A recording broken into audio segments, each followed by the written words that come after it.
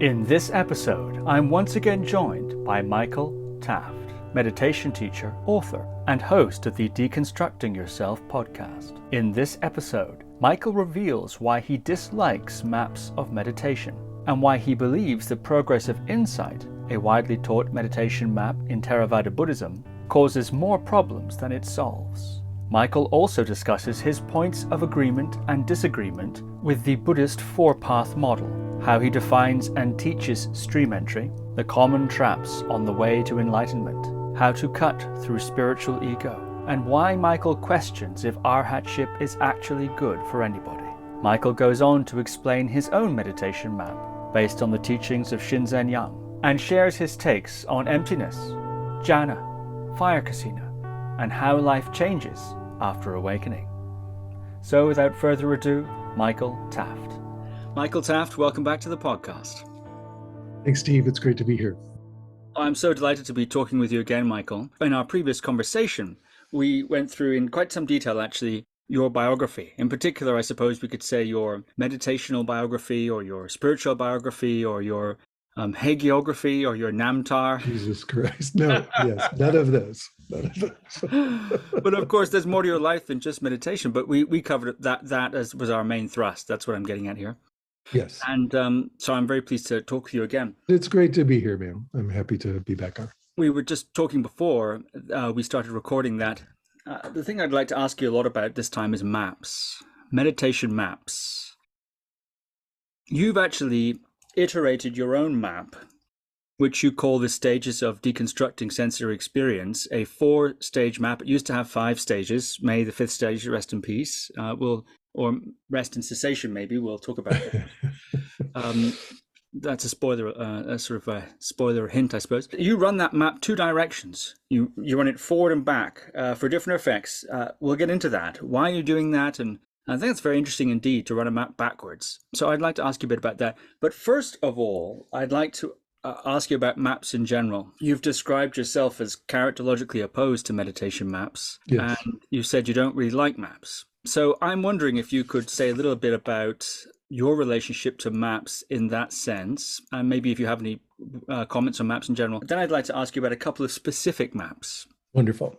So basically, maps are necessary, useful, helpful, etc. But people, including me, get stuck on them, right? You start to think the map is the territory. You start to think that the map is how it has to be. And so that's my opposition to them. And seems like a pretty simple point, but no matter how much, in my experience, no matter how much people say they understand that, they'll end up trying to fit their experience to the map rather than the other way around, And so it's a simple issue. It's like, hey, human experience is quite a bit more varied and quite a bit more interesting and complex and rich than these hyper-reductive, super simplified maps would suggest. And working with lots and lots of people, they're always trying to jam their really, their effulgent, rich, gorgeous human experience into some rigid little map container. And it's just sad. Like, we don't need to do that. The maps are there to help, not to somehow overfit our experience too. So that's it. It's a simple idea. And you yourself have expressed a sort of personal distaste for maps that comes more from your personality rather than... No one likes to be told what to do. Some people do, it seems. Maybe, but yeah, it's just funny. So, I would love it if the maps were more accurate or richer or more detailed or whatever, but then they tend to lose their effectiveness since, the whole point is to simplify. But yeah, I don't, I seem to be often off any map. And so as part of my experience, it's like, oh, these things don't seem to fit very well to my experience. Some of them do a little bit, I'm wondering if, we talked last time about biography. We covered a lot of biography last time. So that aspect I find always very interesting because it contextualizes the theory in a way that I at least find very interesting. Hence the biographical questions. Have you yourself ever found, you mentioned, you hinted there, I thought I heard you hint that you might have got stuck on a map at some point, or you've had Oh, times of lots of getting, probably every day, probably every day I'll get stuck on a map of something until I remember, hey, it's just a map, and then release back into, a little more nebulosity. And so it's not just meditation maps, it's maps of everything, right? We like that they help us to understand, they help us to guide ourselves and all that. And yet immediately it's reified, immediately we get stuck on it, immediately we try to fit our experience to it. And especially with things like our own internal experience, which are super nebulous and really, really up for various kinds of interpretation, when the map starts to define the territory, and that's a problem. Telling you what you're supposed to experience, and it's your experience starts to go towards the script, right? And so that's what happens when we try to fit very, very nebulous experience into a map. one of the maps that criticism is leveled at. Of course, it's a criticism that can be leveled at all maps, but it's one that one often hears that criticism leveled at is the progressive insight map, which has, I think, had a resurgence in popularity in, so we say, pragmatic Dharma circles. I say resurgence because, of course, it's a map, perennial map. Yeah, it's an old map, but it's definitely come into fashion, I'd say, lately. In the last some 15, 20 years, maybe longer. You've said that the progressive insight map causes as many problems as it solves, and that in terms of pros and cons of that map in specific, you've said that you're on the con side. But you've also said you'd like to talk about that. So I'm very curious what you think of the progress of insight map. I might ask some more questions after that, but what's your feeling on the progress of insight map? Well, I think it causes more problems than it solves. This map is a map that is intended for as much to program your experience as to describe what's going to happen.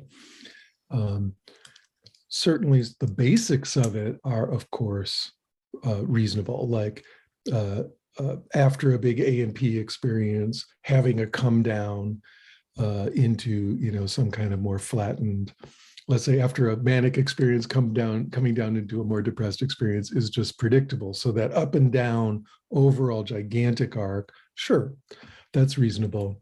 Where I start to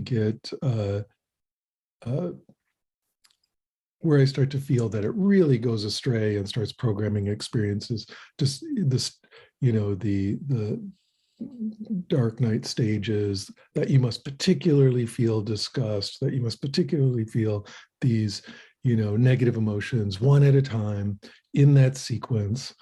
That's ridiculous. That's not what happens. It only happens, I'll give you an example of when it happens, is if you are really convinced that the progressive insight map is true, and then you start trying to notice just those features out of all the emotions you're having. That's what I mean by nebulous experience. For example, you're having a bunch of emotions, but now you're like, oh, it's time to feel the disgust because I'm at that stage in the progressive insight. So you start trying to find it. Of course you'll find it. But this, and if you don't find it, what will a progressive insight-based teacher tell you? Well, it happened, but it happened so fast you didn't notice it, or you just plain didn't notice it, but it was there. So that to me is, that's where it's like, really, come on. This is just like epicycles or something. You're inventing experiences that didn't happen just to fit the map. So that's just silly, in my opinion. However, I know lots of people really smart, really interesting, really fun, good teachers who believe it is the holy Bible of truth about meditation. So I recognize that they're able to use it that way. But when I sit in and listen to them using it, they're often doing the thing of like, oh, you didn't miss that stage. It was there. You just didn't notice it.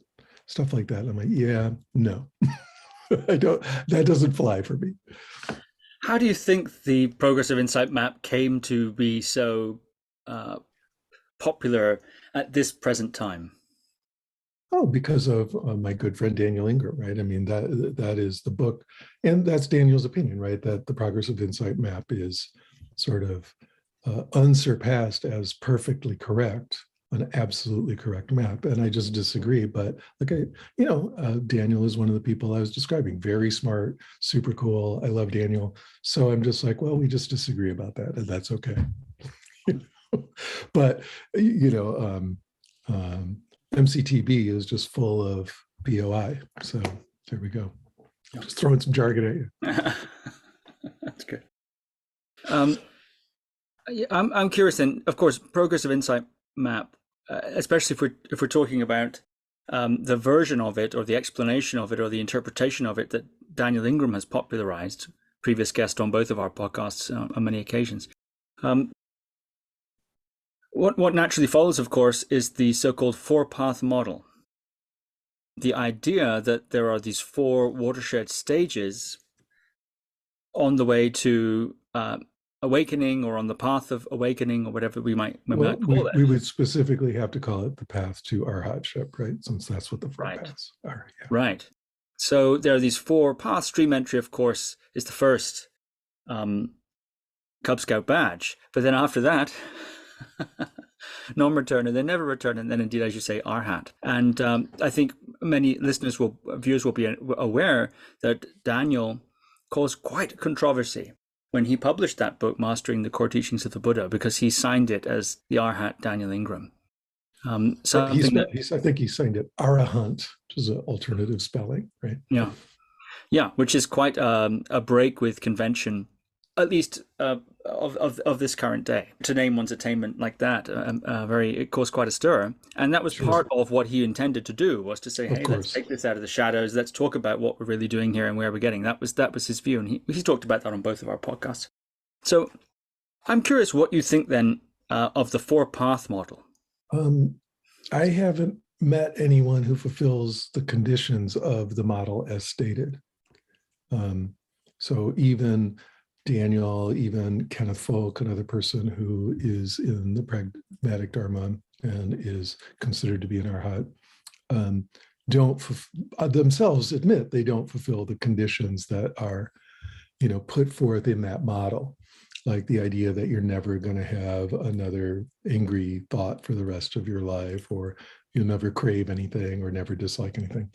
And so part of the controversies there is they're redefining what that fourth path is supposed to mean. And I agree with them. Like the way it's defined, at least to me, with my dim lights, it doesn't not only seem possible, but even if it were possible, it does not seem desirable, like a thing you should want to just like be that stone cold. And so part of the controversy for Daniel is that you're not supposed to call yourself an arhat. But the bigger point is that he redefined what it meant. That's the pragmatic part, right, of pragmatic Dharma. And so I actually agree with that part. Like, let's and again, I'm open to being wrong there, but it's just a more all-encompassing definition that I think is more positive than the classic definition. I'd rather hang out with an arhat like Daniel and Kenneth any day, than someone who feels, that only these positive emotions, never a negative thought. There's something almost, to me, that I just don't see the benefit there. I'm curious about stream entry. Is that something that you work with in your own practice and when you're coaching others, teaching others? Is that something you work with? I expect people come to you saying, I wish to obtain stream entry, or I believe I have obtained stream entry.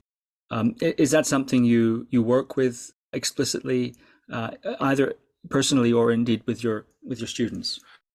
Absolutely, yeah. If someone says they want to work in that direction, great, we can work in that direction. I understand how to teach that. And I think that's a totally, perfectly worthy goal.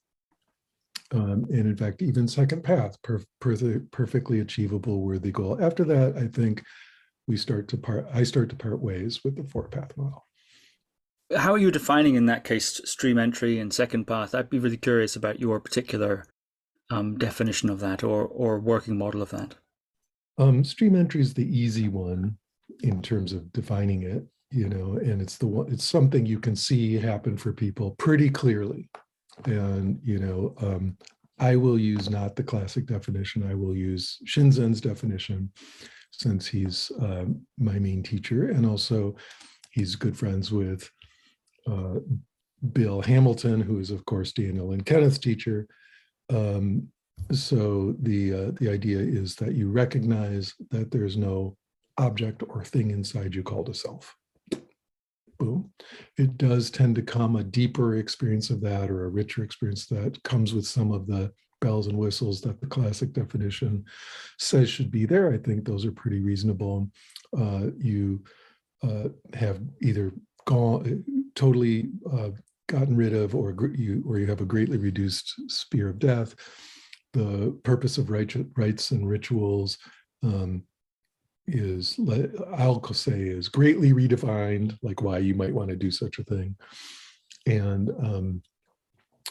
the last one is supposed to be that you recognize that Buddhism is true. And I would again kind of work with that to say you recognize that this way of working works, even though maybe not every tenet of Buddhist belief is true. But yeah, you can see that happen for people, and either in a really classic, like one sit moment it happens, or in a sometimes it's kind of a slow progression into it. But that one's reasonable. I think that if we look at the term stream entry, it's a very important and beautiful religious term about joining the stream of the arhats, right? You're joining the stream of the noble ones, not the arhats, the noble ones, right? You're getting into the Buddhist track. And so I don't necessarily think it does that for you, mystically join you with this particular tradition. It can. And so even though people use the stream entry word, and I'm happy to use that, I don't necessarily think of it in exactly that way, even though I think that's a beautiful way to think. If you see what I'm saying. The idea is stream entry means you are now, a card-carrying Buddhist forever, because you've kind of joined the wisdom stream of Buddhism. And I'm not sure it means that, in my experience, for everyone. When people come to you saying something like, I'd like to attain stream entry, or let's just say that, for example, what is it that they're asking? I expect people saying that, some of them will be talking about something rather different, or they're looking for something that they've labeled stream entry, or stream entry is occupying the place of what they're looking for. Sometimes probing a little deeply, say, well, what do you mean? What do you want? Or why do you meditate? Very often the reasons that are revealed don't have a great deal in common with stream entry by any definition. It seems, I've noticed that to be the case, but I'm wondering if you have. And when someone comes to you saying, I'd like to attain stream entry, Michael, how do you work with them in that context? Well, I would agree with you and say that it's very rare that they want what stream entry actually gives you. And in fact, if you tell them what it gives you, often they don't want that or don't know why they should want that. Much more often, it's basically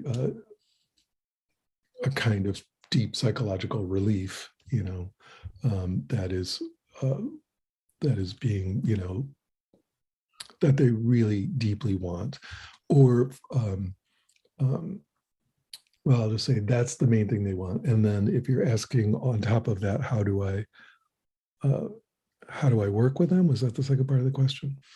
I'll just keep asking, like you suggest. I keep asking probing questions to see what they really want. out of their meditation. And again, I'm not religious. I don't think they need to want stream entry. I mean, I think it would be awesome if they want that, and we can go for that. Of course, I love teaching that. But if they want something that is more like a psychological goal of just sort of relief or whatever through their meditation, I think that's totally legitimate, and we'll work on that. I don't get to tell them what to want. Perhaps you could say something about the second path and why it is that you begin to diverge from that model by path 3. I'll just talk about the path 3 part, which is, that's where we start to see the real definition of the path as just like a lot of your human qualities are supposed to just be gone. And that's where I, even though I understand where they're coming from and why they say that and so on, that's fitting you into a certain model. And I don't think those qualities have to be gone in order for someone to be liberated. And furthermore, as I was saying earlier, I feel like, in fact, I wouldn't want to be liberated if it cost that. If I had to strip away that much of humanity, of my humanity. So I think that there's a divergence there into what is like, early Buddhism is transcendental, right? The world is a very negative, dark, horrible place only, and we're trying to get out of ever being reborn in it again. And our path, again, if we're talking about really core Theravadan practice, our path is to completely reject the world, completely reject relationships, completely reject any kind of meaningful work, go on the road and beg for a living, and try to get out of the hellhole called Earth, and by basically kind of shutting down our everything else. That most people don't teach it that way these days because that's not a popular message, but that is what is in the text. In the texts, and that's where that kind of practice goes, and that's where third path and fourth path are really leading you, like just shut off the world and go transcendental. And so to me, that's not interesting. I'm sure you can do that. I'm positive they're not lying about it or whatever. Great, go do that.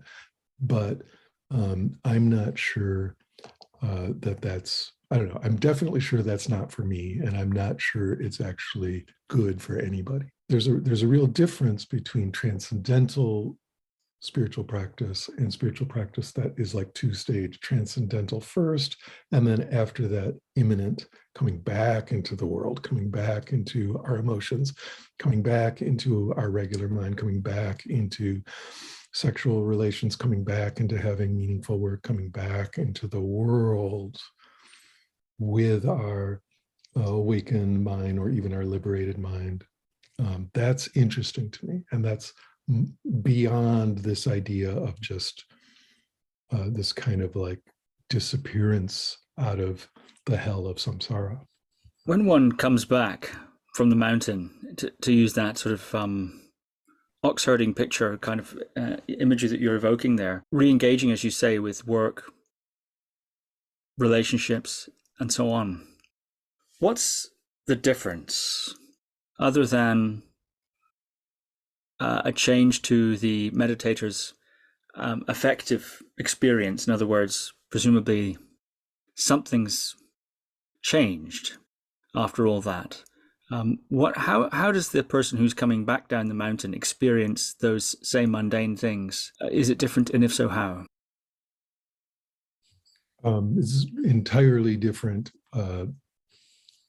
but it's going to take a while to explain how, and that's where the map actually helps. But basically, I mean, to put it briefly,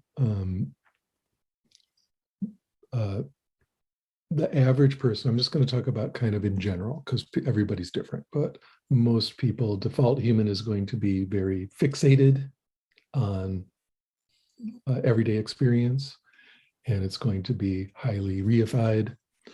And so that first transcendental move of seeing, pulling out of experience and seeing how it's arising in awareness, and then almost seeing awareness as a separate thing from the arising as form. Not totally, but we start to pull away.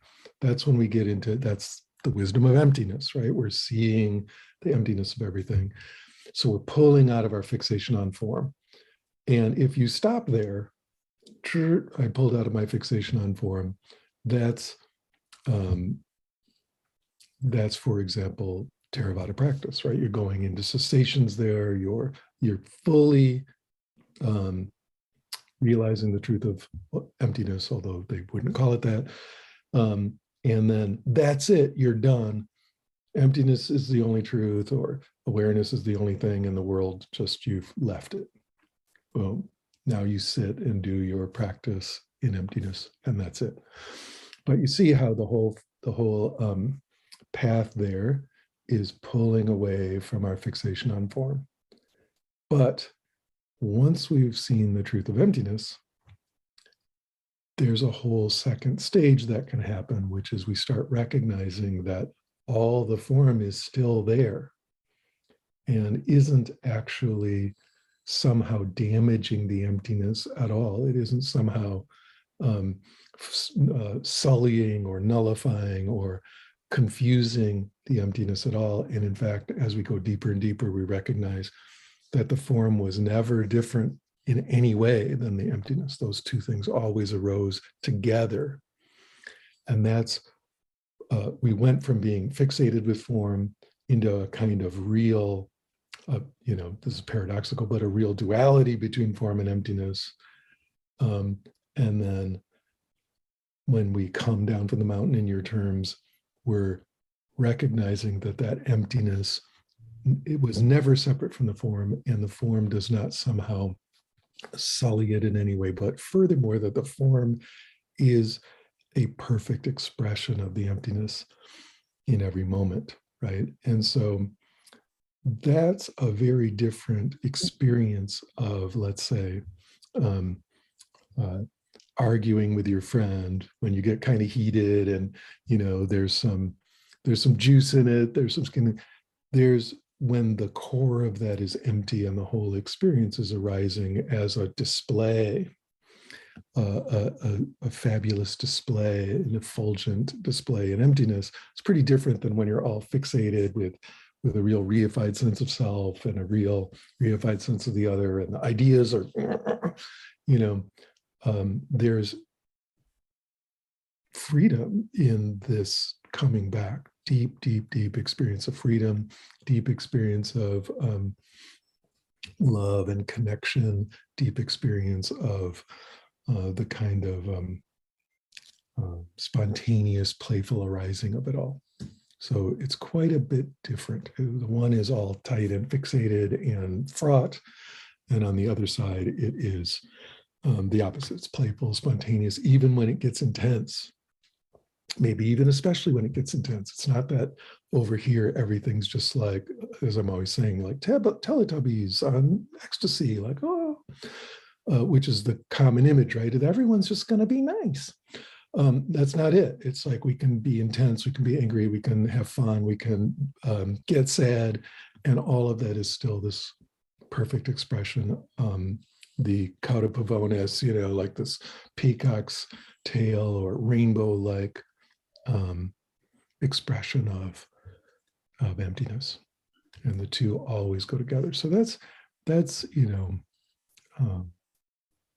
what that's like. Does that have a stress tolerance? By that I mean, is it the case that a certain amount of stress would obscure that perspective, that post-mountain perspective, or perhaps even cause a regression temporarily to the older way of operating? Oh, absolutely. That's the definition of how deep your liberation is. Like the deeper it is, it takes a lot more stress to cause that to happen, and to actually recongeal everything. Or we could say, I mean, we can go even deeper and say, if someone's liberated enough, even if it recongeals, it's just, that's still a perfect expression of emptiness, and they're still fine. And I have met people like that. That is possible. And they seem to me, or let me put it this way, I'd rather emulate them than a sort of classic arhat. Perhaps one more question on this theme. I mean, I'm just defining the classic difference between a Madhyamaka philosophy and early Buddhism. I mean, this is not, new material. Well, the classic difference between, that would be a low grain way of describing it. Of course, there's many. I just don't want to take credit for these ideas. No, I see what you're trying to say. Yes, of course, there's many Madhyamakas and very many early Buddhisms. Well, I'm asking you in the context of your working perspective is what I'm asking you here. Yes. I hope that's, and I'm giving you that for sure.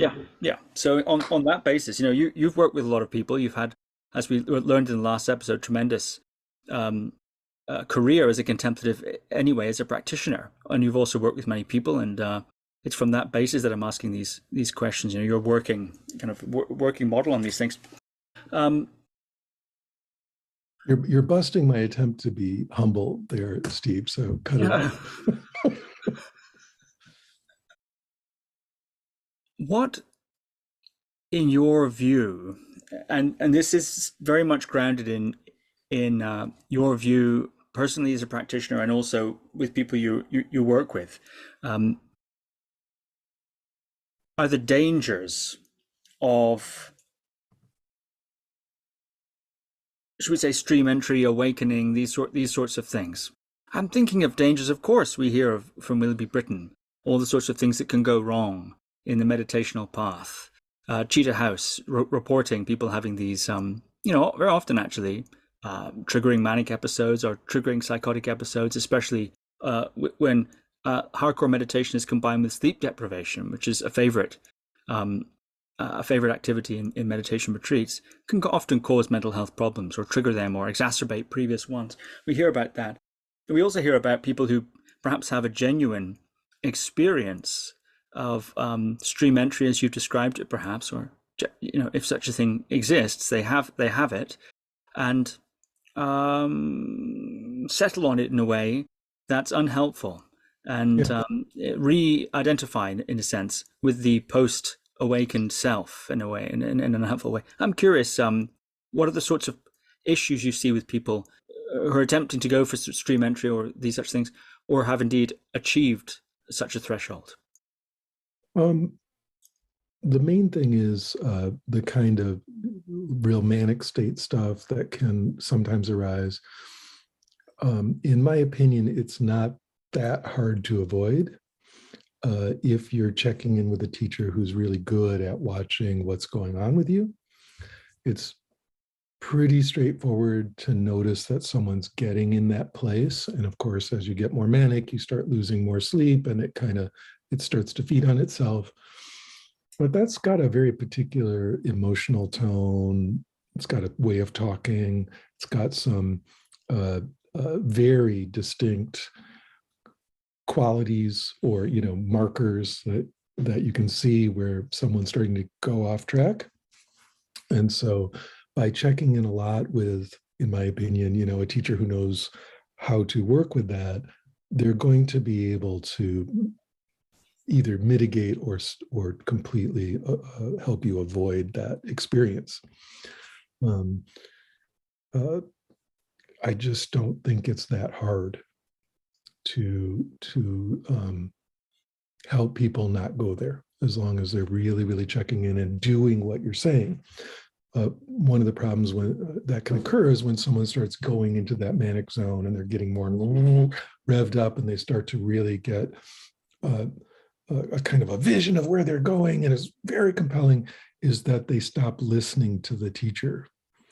Also, like you're telling them to slow down, you're telling, no, it's not a good time to go on a long retreat, that kind of thing, but they refuse to listen. Now I know that doesn't describe everyone's experience. A lot of people went on just a regular retreat and did what the teacher told them, and so on. But at least in my teaching experience, it's been the case that if they stop listening and start just doing what they want to do as intensely as they want to do it, then they might get into trouble. And so I can't really comment intelligently on people who just have a manic episode out of nowhere, because I haven't seen that. In fact, what I have seen is people who go to a retreat and they're not being checked in with enough, and the people who they check in with give them this kind of very generic advice, and then they start to get into trouble.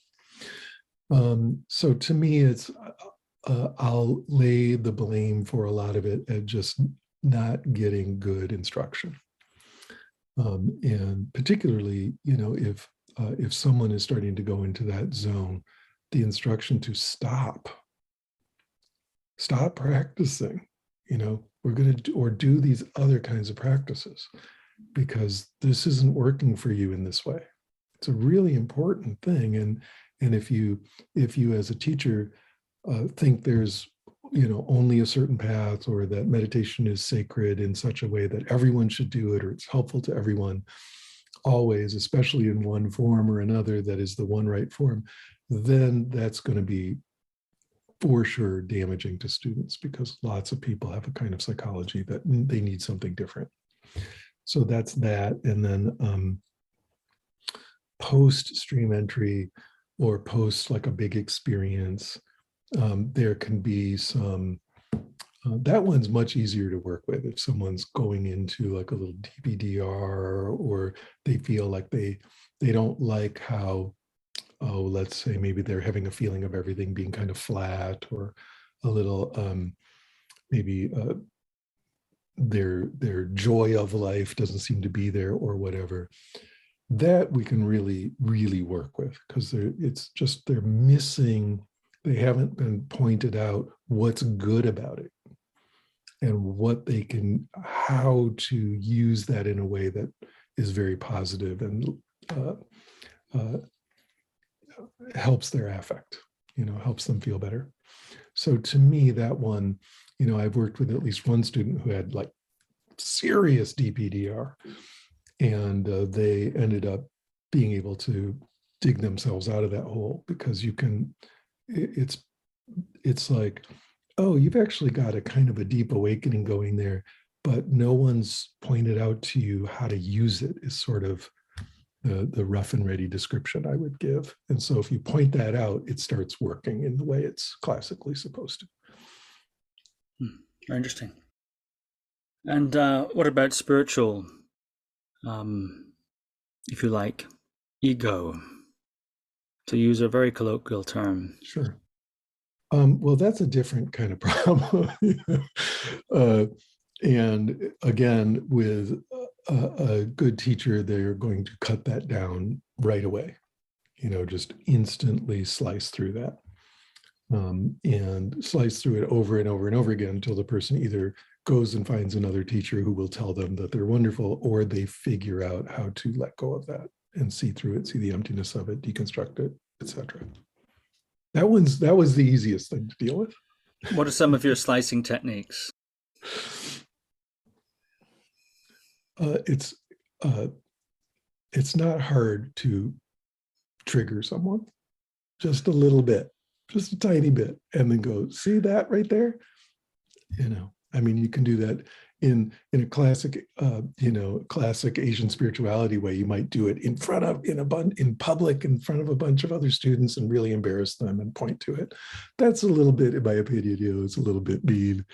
But in one-on-one, in a gentle way, you can do something like that and point to it and just say, there's still some stuff to work on here. And then we move on. Mm-hmm. But, if they're saying, I'm liberated in such a way that I will never get fixated or caught or triggered, then, okay, well, let's find out. And so we find out right away. Interesting. Well, let's talk a bit about your map, the stages of deconstructing sensory experiences, 4 stages, as I mentioned, which you run in 2 directions. And at least initially, this was a map really designed to assist with Vipassana practice and to explain the sorts of stages or phases that one might go through doing that. And you said it sort of sprang from, or is an elaboration of, the sorts of models that Shinzen Young, our mutual teacher, in fact, describes. So I'm curious about that, how you came to this map, how it evolved, and indeed, what is it? Yeah, so it's not that different or unique. It is taking the stuff that I heard Shinzen say over years and years, and I just kind of arranged the puzzle pieces and added some levels and detail. But it came about because of just teaching so many people. And I realized kind of after the fact that I had a system that I was leading them through in terms of the depth of their Vipassana. And I recognized, I'm actually have a, stage thing going on in there. And so I just attempted to articulate it. And I'm like, this is interesting. So it's just totally practical based on, how where your Vipassana is at and what's the next thing you might want to try to do. So that's where it came from, working with people a lot. And so you asked me what it is. I'll just go into the basic description. There's 4 stages these days.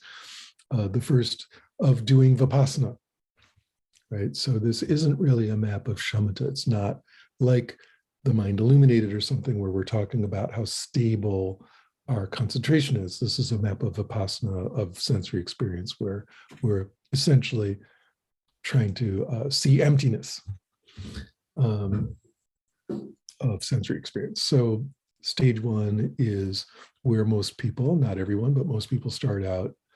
And that is you're actually meditating on the idea of the object instead of the object. And so this is, of course, quite common. Tell someone to meditate on their breath on the first day. They might feel their body moving a little bit, but mainly it's sort of like thinking about the breath. So it's like meditating on a concept. And then a big shift occurs when they really understand that the idea is not about the concept, but rather to get into the phenomenology of the experience. So instead of saying, I'm meditating on my breath, it's like, this muscle is expanding here. I'm feeling that. I'm feeling contraction there. This part is warm. This part is cold. This part is moving in such a way, and so on. So it's all phenomenological. So they would start to describe their experience as, okay, it's expanding, it's contracting, that feels kind of queasy, that part feels warm, that part is kind of got this energy flavor, stuff like that. They're going to be giving you a phenomenological description. And now they've got how to meditate, right? It's like, okay, now their experience will start to get much deeper right away, and the pleasure of meditating will start to arise. So that's the phenomenological level. That's a great place to be.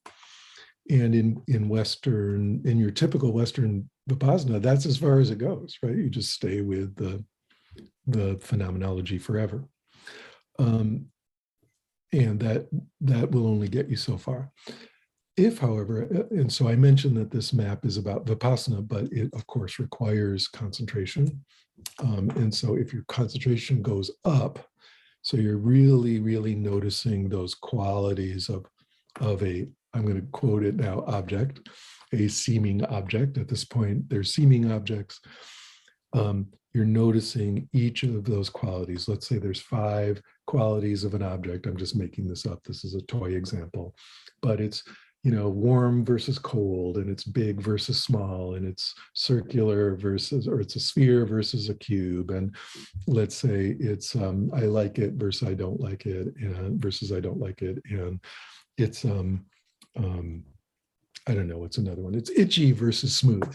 Okay, so we've got these 5 qualities, and I've got high enough concentration to be following those really fast, really deeply, really clearly, what am I going to notice? I'm going to notice that each of those qualities is continuously changing.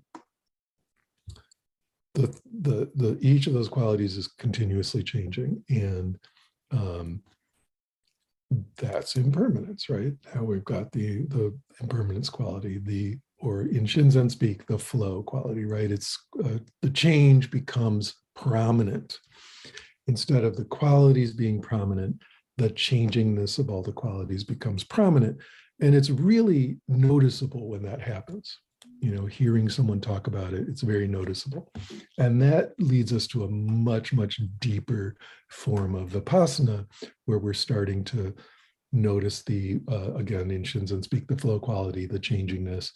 Now that's the impermanence way in, but of course you start seeing the other marks as well.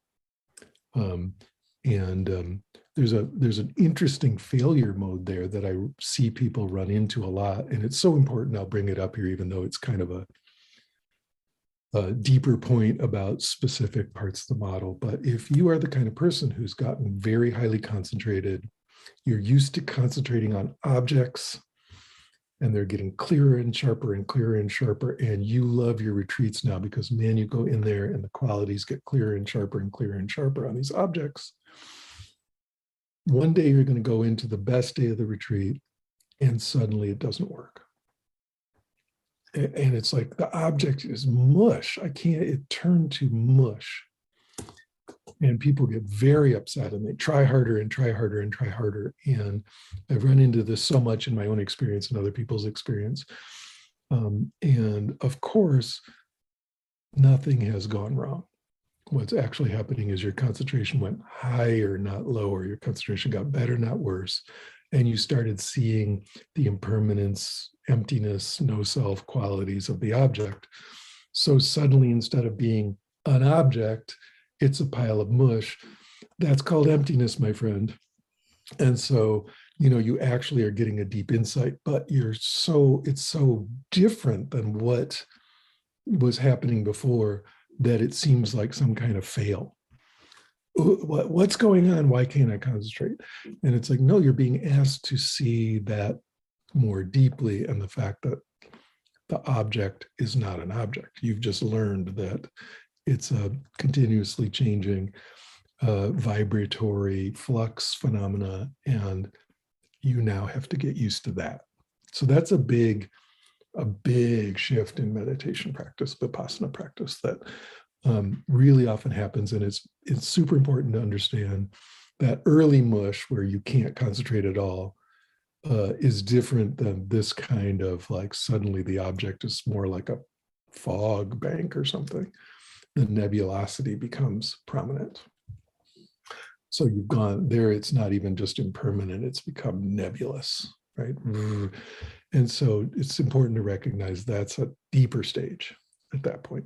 So I'll just pause for a minute and drink some more PG tips, which I love. What's the difference between those two kinds of mush? Perhaps you could concentration elaborate a little on that. Yeah, the first kind is very early on, where you're just bad at concentrating. I mean, experientially. Well, experientially, they're similar enough that that's the problem, because you think you reverted back. But here's how you tell the difference is, the last meditation before this happens was it was the last in a whole series of you getting sharper and clearer and more concentrated and sharper and clearer. So it wasn't a bunch of dullness, and you weren't already kind of having problems. It's like you're getting better. You can just tell you're just on it, and you're on it, and you're on it. And then it goes that, and it's like, oh, you just actually noticed something very deep about objects. So if you're ramping up, getting much more clearer and sharper and more concentrated, and then it occurs right in that sequence, it's like, oh, okay, you're seeing the emptiness property. And if you get upset, you will start to revert, because you're going to try to find the phenomenological qualities as objects. And so now you're going to go back and try to sharpen it up. And that's actually denying your own insight and knocking yourself back. And it's actually hard. It's very funny. It's hard for me to convince people that they went forward right there. But eventually I'm like, notice how your sense of being fixated or contracted around the object changes when it does that, when it starts to become more nebulous and diffuse. And does that feel good or bad when it does that? If, not about your meditation, but about your, sort of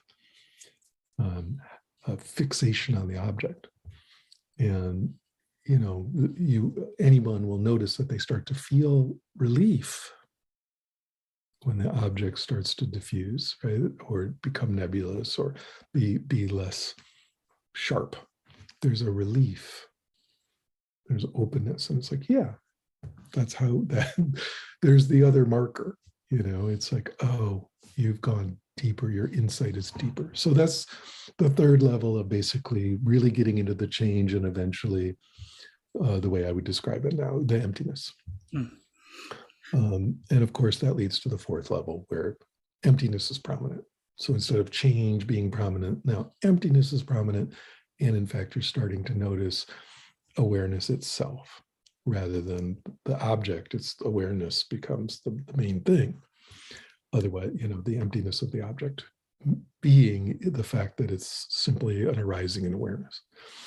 Now, as you mentioned, the model used to have a fifth phase, because if we are doing classic Vipassana, not Vipassana, and we're going down, down, down, there's the possibility when you get into the emptiness that instead of going into the awareness part, you're going to go into a cessation. And that just makes sense in that downward sequence. There's two reasons I took it back out. One is that other things can happen there. It's not like the goal is a cessation the way I understand it and the way I teach it, even though that can happen there. And that's the other, by the way, rough and ready definition where we can start to talk about stream entry. If you're having cessations when you go down there, then you're going to start being in stream entry territory. But it's not the only thing that can happen, and I don't even think it's the most important thing that can happen. So that's one reason I took it out of the map in the way I usually present it. I don't make it a fifth state anymore. And that only lasted a week or something that I had it that way. But also the much more important reason is the minute I put that in there, it's the only part of the map anyone wanted to talk about. Suddenly the conversation was dominated by, let's talk about cessations. And I was like, no, that's not the purpose of this. So I'm just going to remove that. So that's why the mythical fifth phase has been removed from the usual version of the map. I'll just pause again and let you speak. Yes, wonderful. Thank you. This process of going from this narrative or conceptual stage through the phenomenological to the flow or movement change stage to the non-dual change vibration, yeah, to the non-dual or emptiness stage, as you've put it there, the emptiness stage with an object. Of course, perhaps unintentionally, perhaps intentionally, the very same thing can occur to the meditator. Sure. I mean, if you're meditating on the sense of self, all that occurs, right? Yes, or the self goes with the object in that sense. Could you perhaps say something about that interesting case when that occurs? Yeah, it's basic non-dual philosophy. If the object starts to become empty, the observer becomes empty, and it works the other way around. If the observer becomes empty, the object becomes empty. So you need two things for a duality, and if either one of them starts to go to emptiness, the other will start to go to emptiness. So as you're seeing the emptiness of a quote object getting more and more clear, then whether you realize it or not, you as the quote observer start becoming more and more nebulous. And if you're doing, I think, higher quality Vipassana, the teacher is going to be having you do your Vipassana on the sense of self specifically, because then you're working both sides of the equation instead of looking at the breath and seeing the emptiness of it and hopefully getting emptiness of self out of that eventually. Why not work both sides of the equation at the same time and make the object the sense of self to begin with? And then you get it will, I think, happen much faster. Interesting. Could you say something about how you might point someone to the self or the sense of self as the object? I'm a shinhead, so I'll just be like, what's your sense of self made of? It's going to be some emotions, and I'm not going to use Shinzen language, but it's going to be some emotions and some thoughts. And so let's start looking at the emptiness of thoughts. Let's start looking at the emptiness of emotions. Now, how about the emptiness of the sense of someone who's doing something? And we just keep, someone who's meditating, someone who's judging the meditation, the whole feed it back into itself. And so we just keep noticing aspects of the sense of self are empty, and eventually you just can't help it. You're going to, have an awakening moment in there at some point if you do that enough. Awakening, not in the sense of like permanent liberation or something, but awakening to the sense or the recognition that the sense of self is empty. That's awakening. That's a moment of awakening. You might need thousands of those to start to really get somewhere in your practice, but that doesn't mean the first one isn't really important. And so, seeing that emptiness of the sense of self very directly like that, it's a big deal, right? People, it's a game changer. What's it like for you as a teacher when one of your students comes into a call, and I mean, presumably there'll be you'll notice the watershed has been crossed. That one call to the next. There's something. There's something here that's happened. Sure. What's that like when you notice that? What's your reaction inside? Well, I anticipated your question and already answered it. I said, I love it. Of course, it's wonderful. And at the same time, I recognize that's a big deal. But now the real work begins. This is at the end of the work. Now we've got the basis for really doing some serious meditative work. So it's both a wonderful moment that I celebrate, and at the same time, it's like, well, you might not want to hear this right now, but you've finally gotten in the door. So now we can begin in earnest. You're reminding me of how I've seen Shinzen talk to people on retreats who report a significant experience, a meaningful experience to them anyway, that could be in this sort of territory. Welcome to the club, he said, if I recall. That's right. Yeah. And but now the work begins. Don't rest on your laurels. Now the work begins. It's something like this. Yeah. Absolutely true. I've seen him talk to people that way. Yeah. But it has both those elements: the celebratory aspect, the validating aspect, but also then the. We're running it backwards. I was going to say, I'm going in that direction that you're going. So I want to be clear that this way of talking is a pretty Vipassana, not Vipassana-based, sutric way of talking about getting to emptiness. If you were to do this same sequence in a Mahamudra way or a Dzogchen way, you'd see those same things, but you'd get there differently, right? You wouldn't be doing so much close concentration, right? It would be a different way. It would be described in a different way, and we'd work with your meditation slightly differently, and which is super fascinating how they're different. So just to be clear, I'm not saying everyone goes through these stages, and I'm not even saying I would teach everyone in this way. But for people who have, let's say, a lot of background in Vipassana, or who are good at jhana, or they've put a lot of time into TMI or something, this is probably going to be the fastest way for me to work with them, because they've learned to concentrate in that manner. So something I noticed just as a curiosity at first, and then it became much more interesting, is that you can run this map backwards, in quotes. It's not really exactly backwards, but it does work the other way around, and that is typified by something like a pointing out practice like Mahamudra or Dzogchen, where you are pointed to that fourth state of emptiness right from the very beginning.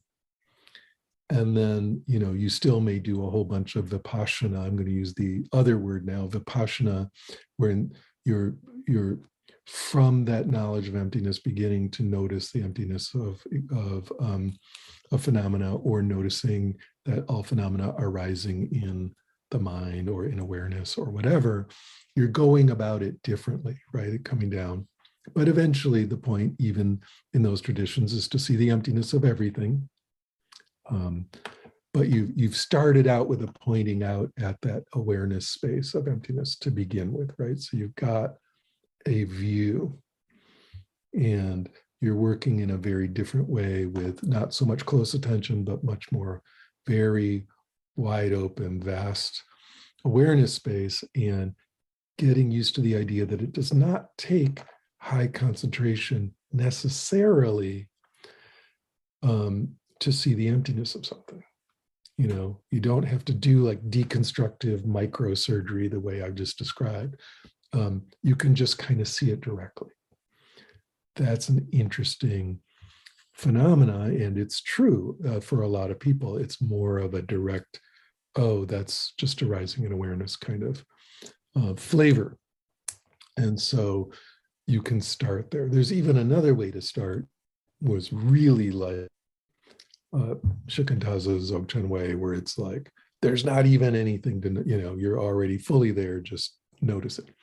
But of course, that's not even a map. So I recognize that's there, but and powerful and interesting and useful. And sometimes I teach that way, but that's not even a map, right? So we're just gonna leave that sort of instant awakening thing aside and say that if we want to reverse it, the simple thing is we start out with pointing to the awareness level, the empty level, and then we start to notice that everything's empty.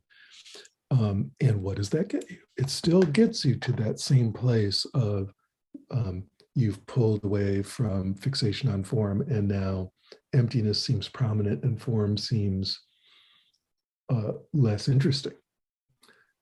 But we don't stop there. It's not, oh, good, I've left shitty, gross, disgusting samsara, and I'm in this, pristine awareness, and that's it.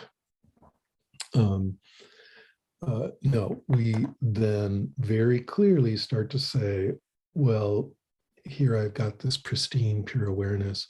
Notice what's happening in it. There's spontaneous presence. There's spontaneous display of phenomena arising in it continuously. And that phenomena, even though it's empty, it's not useless or uninteresting or something. It's everything, right? The whole world is there as this exquisite, vivid, bright, beautiful, scrumptious display that's arising in the awareness. And so we start to reaffirm the world really strongly as not just, when you really get into the deep end of emptiness, it just starts to seem like everything is stupid and doesn't matter, and you feel good, but in sort of a flat affect way, and maybe everything starts to seem transparent and just, and you can take that if you really start to kind of get into rejection mode of form, you can take it to a cessation, because that's where that tries to go if you go all the way empty. But if instead we reaffirm form, reaffirm the exquisite arising, something different can happen, right? Where we re-engage. This is where what I'm calling coming back up the stack. We re-engage with form. And then eventually, as I was mentioning earlier, you recognize that it was never actually any different than the emptiness. That awareness isn't a thing. It doesn't arise independently. The form and the emptiness arise together, right? And that's, now it's no longer transcendental. We're back in the world. And if you want to fully go there, you get into that tantric mood of like, let's even do that with all the really difficult, disgusting, painful, upsetting stuff. Notice that it's this exquisite arising in pristine awareness, and that it's not different than pristine awareness.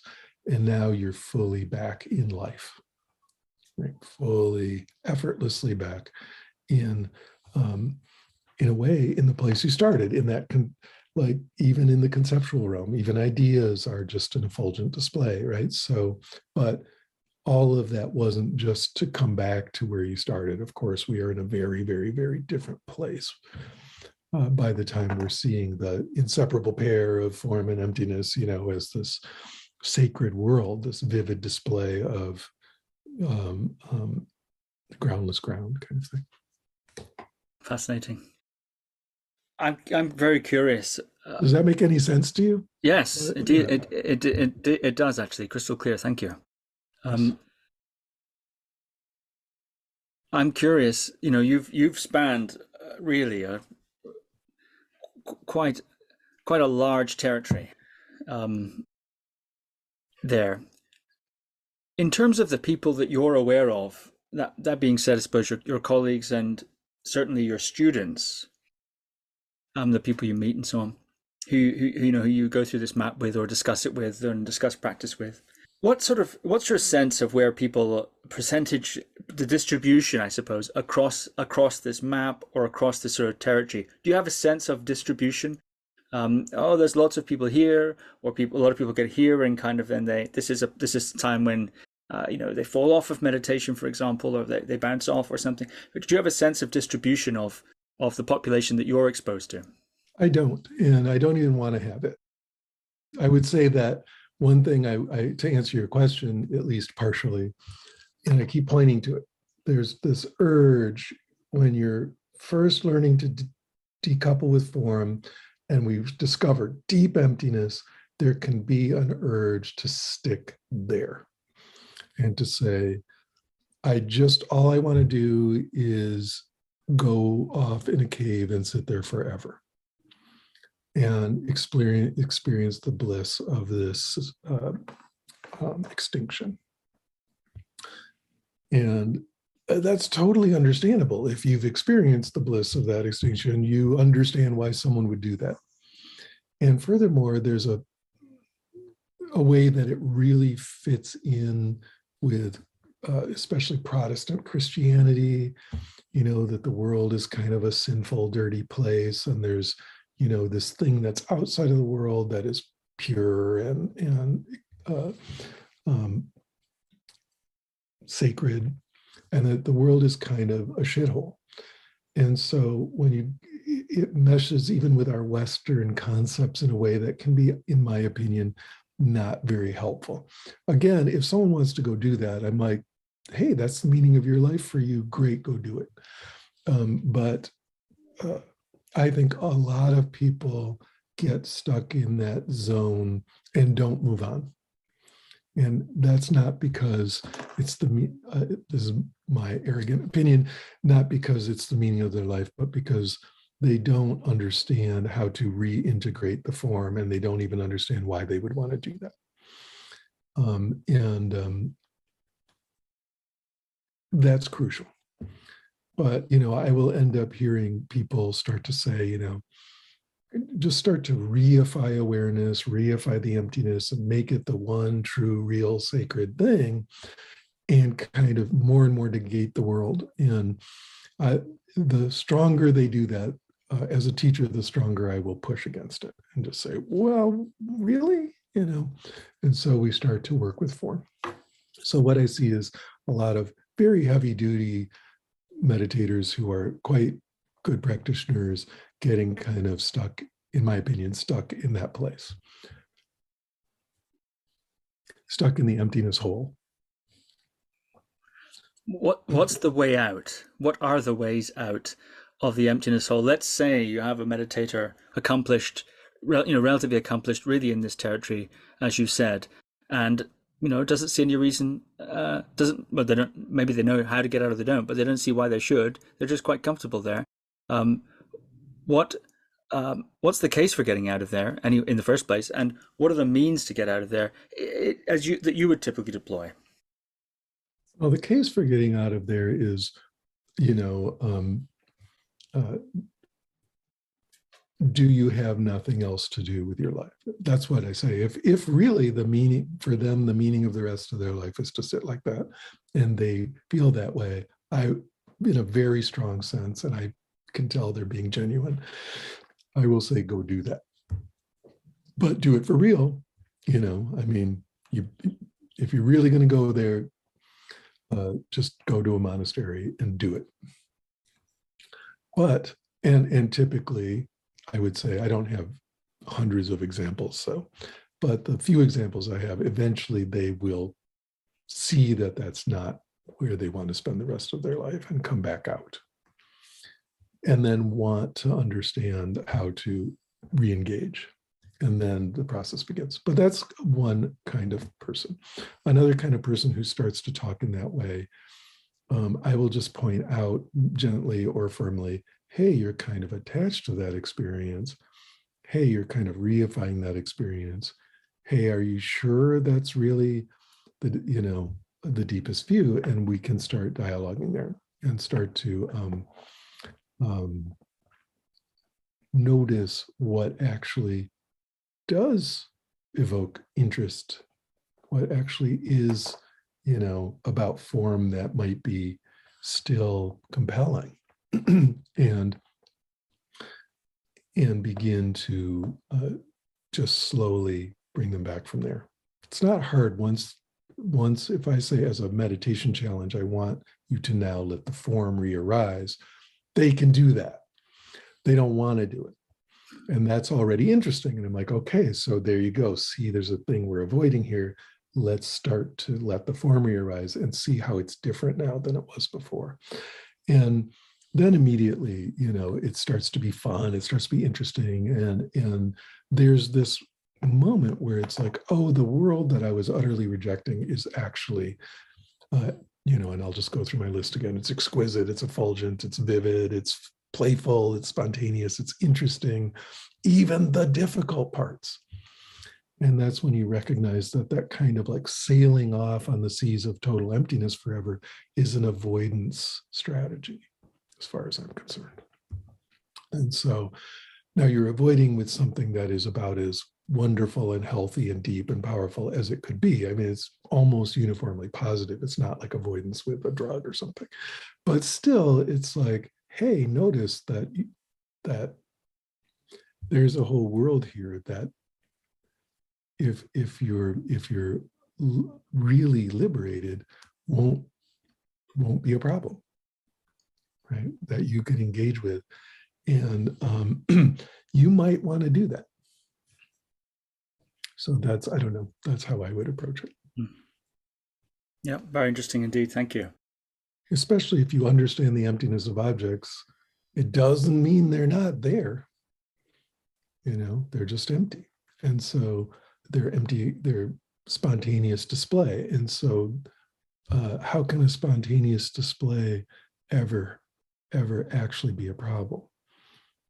And questions like that, and they'll start to go, well, let's see if I can let the form re-arise as display, and is it actually a problem, or is it part of the primordial purity? It's sort of irresistible, and it just starts to pull you back in a really different way than the previous fixated manner. Yeah, very interesting. Thank you.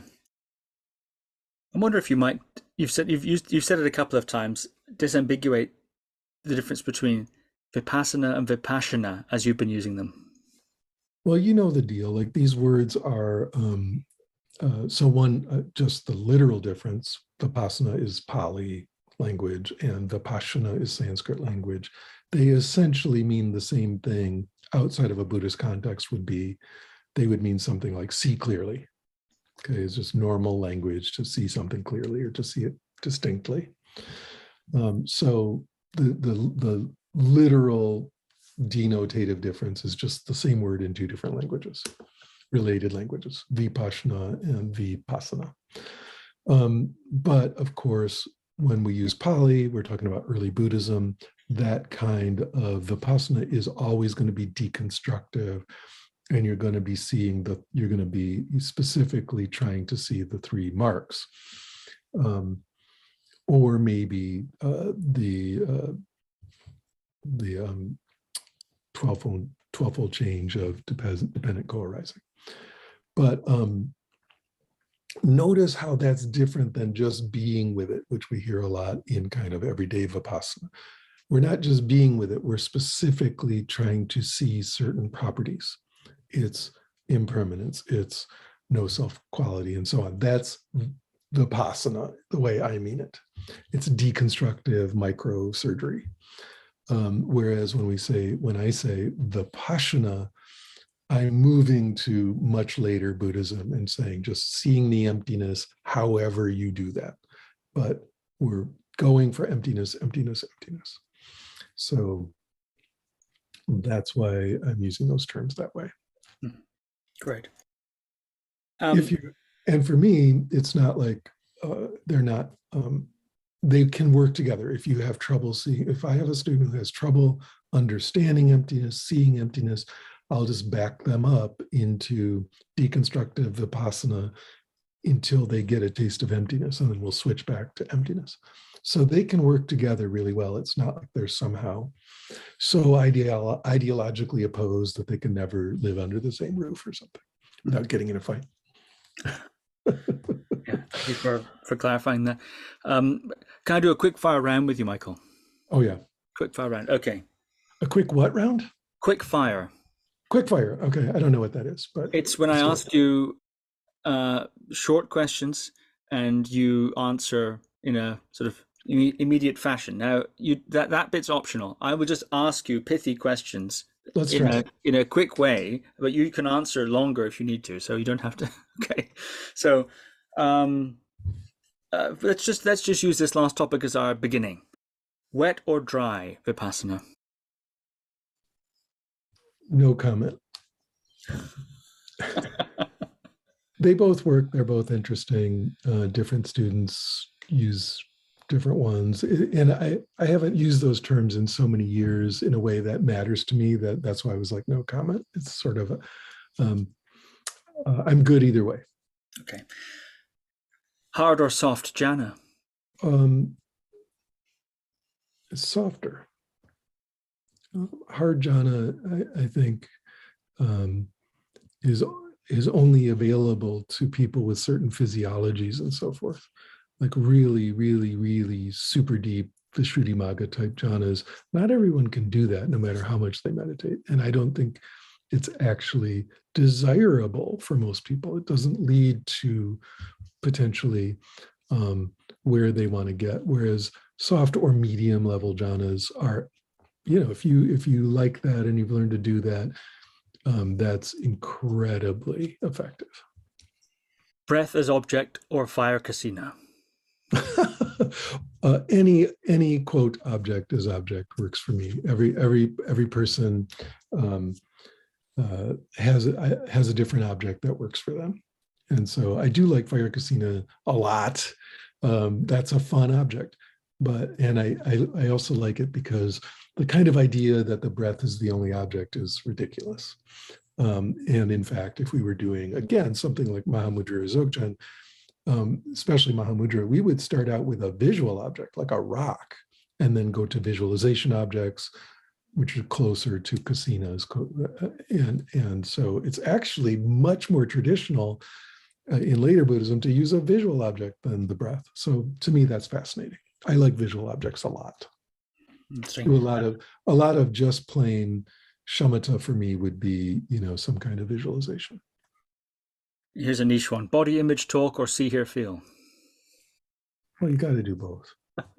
Oh, no, you meant, yeah, okay. I like the early Shinzen labels much better. And we even debated at one point when he was switching to the new labels. I told him why I didn't like them. And I've never gotten on board with the new labels. Of course, I can use them fluently, but I just don't like how they sound. And I don't like how you end up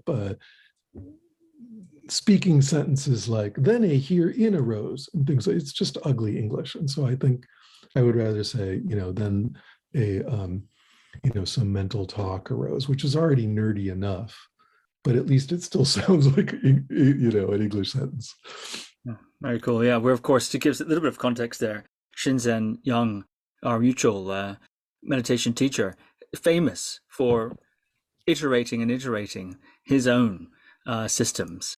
and renaming them and recategorizing things, much to the delight or consternation, depending on, I think, the personality type and also the particular update, of the students. Yeah, so I think of myself as a core Shinzen student because I keep changing my maps. Yes, in that sense, the apple has not fallen far from the tree.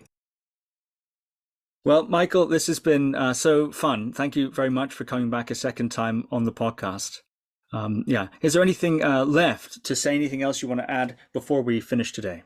Oh, just that, if we were really talking about non-dual meditation, I was talking it in the sense of how the stack reverses. We could really describe it in a totally different way to get more into kind of the mood of a typical non-dual tradition.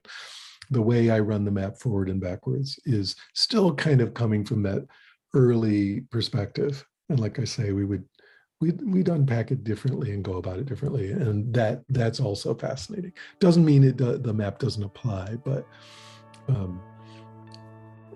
just want to recognize that there's other ways to unpack that. That's all. Other than that, thank you so much. I love your questions. It's really fun to sit here and geek out with you about this. Mm-hmm. So yeah, I hope people enjoy it. So do I. Yes, it's been very enjoyable. Michael Taft, thank you very much. Thanks, Steve. Have a great one, man. Thank you for listening to another Guru Viking podcast. For more interviews like these, as well as articles, videos, and guided meditations, visit www.guruviking.com.